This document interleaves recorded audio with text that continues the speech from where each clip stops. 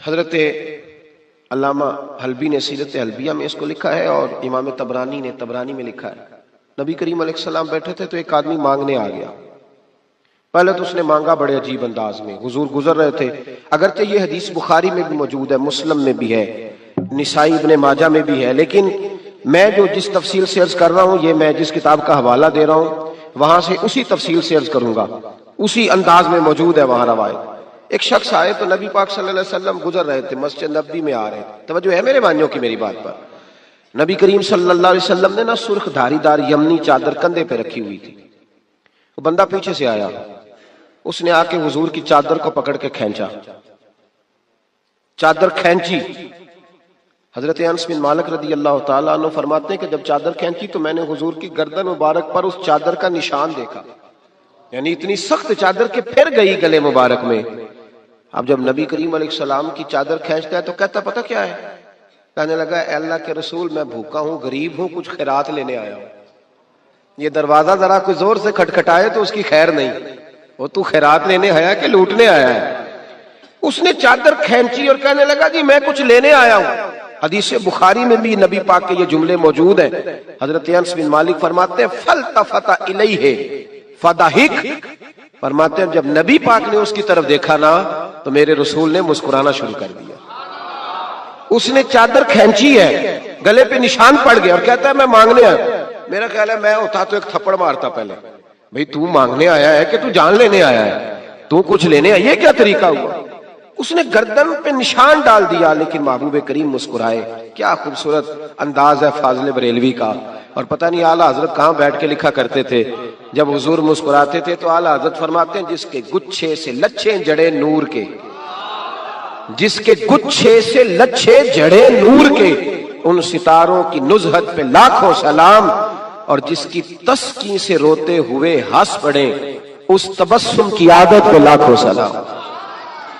ذرا شعر کی لذت تو لیجیے گا، جس کی تسکین سے روتے، فرماتے ہیں بڑا بھی غمگین ہونا بندہ تو نبی پاک ہلکی سی تسکین کرے، پورا مسکرائے بھی نہ، پورا مسکرائے بھی نہ تو بندے کے غم سارے دور ہو جاتے ہیں۔ اب سوال یہ اٹھتا تھا کہ ہم کیا انتظار کریں گے کہ نبی پاک آپ مسکرائیں گے؟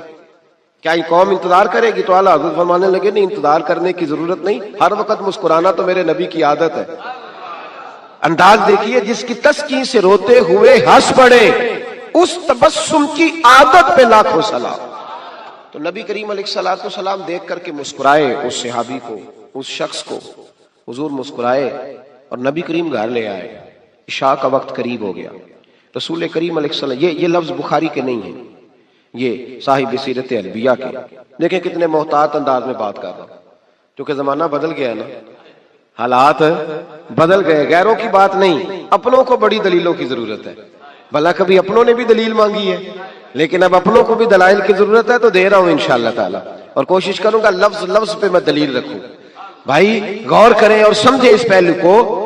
نبی کریم صلی اللہ تعالی وسلم گھر لے آئے، عشاء کے اوقات حضور نے کچھ دیا، بہت زیادہ دیا حضور نے، اور میرے کریم سے اگر قطرہ کسی نے مانگا، دریا بہا دیے ہیں۔ اب یہ لفظ بھی سیدھا کرنا ہے، یہ دربے نہیں ہے، یہ در بے بہا دیے۔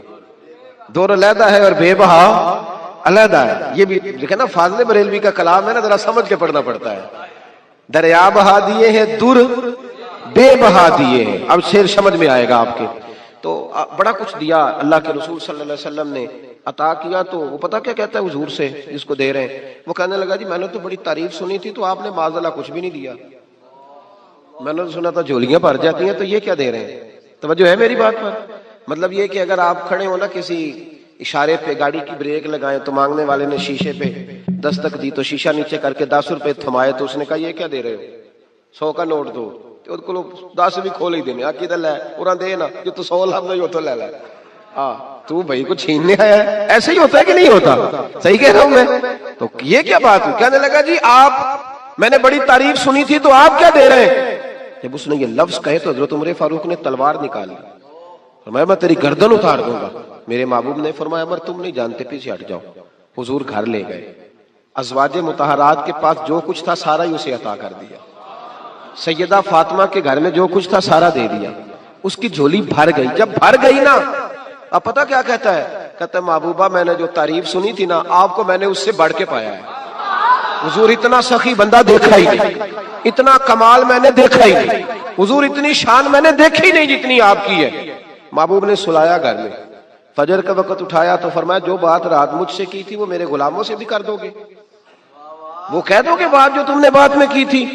عرض کی حضور کر دوں گا. تو محبوب فرمانے لگے جب تم نے کہا نا میں کچھ نہیں دیتا, یہ لفظ ہیں طبرانی کے, جب تم نے کہا نا میں نہیں دیتا کچھ بھی, تو ان کے دل پریشان ہوئے تھے. جب تم کہو گے نا کہ نبی نے میری اوقات سے بڑھ کے دیا ہے تو ان کے کلیجے ٹھنڈے ہو جائیں گے.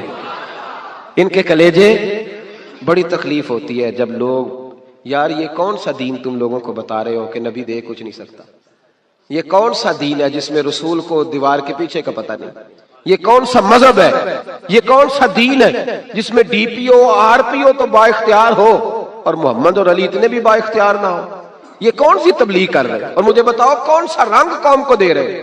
کون سا رنگ؟ تم یہ تو بتا رہے ہو کہ جو چیف آف آرمی سٹاف ہو اس کی بڑی طاقت ہوتی ہے, خبردار لوگ ڈرتے ہیں, اور کہہ رہے ہو نبی کے پاس قوت ہی کوئی نہیں ہوتی.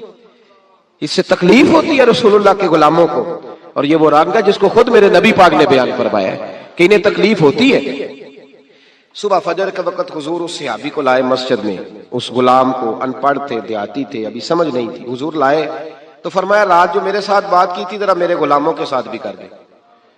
تو وہ صحابہ کو دیکھ کے کہنے لگے یار میں نے جتنی تعریف سنی تھی نا رسول پاک کو بڑھ کے پایا ہے. کیا حضور کی سخاوت ہے کہ یہ تو تیز آندھی سے بھی زیادہ سخاوت کرنے والے ہیں. اب ذرا ایک بات پہ غور کریں جو میں آپ کو سمجھانا چاہتا ہوں.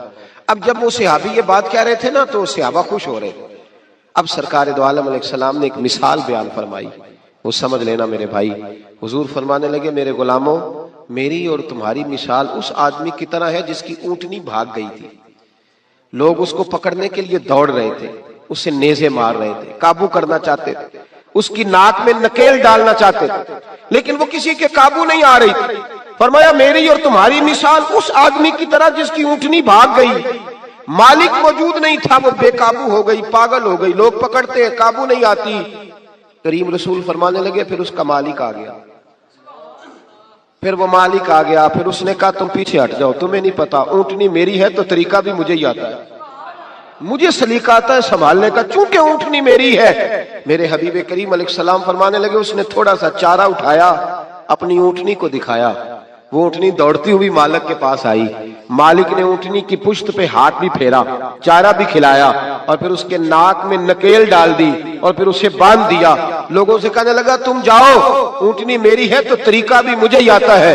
میرے کریم رسول فرمانے لگے امت میری ہے تو سنبھالنے کا طریقہ بھی مجھے ہی آتا ہے, یہ مجھے آتا ہے طریقہ, اس کو سنبھالنا کیسے. رب ہب لی امتی کہتے ہوئے پیدا ہوئے, حق نے فرمایا کہ بخشا الصلاۃ والسلام, مجھے طریقہ آتا ہے سنبھالنے کا.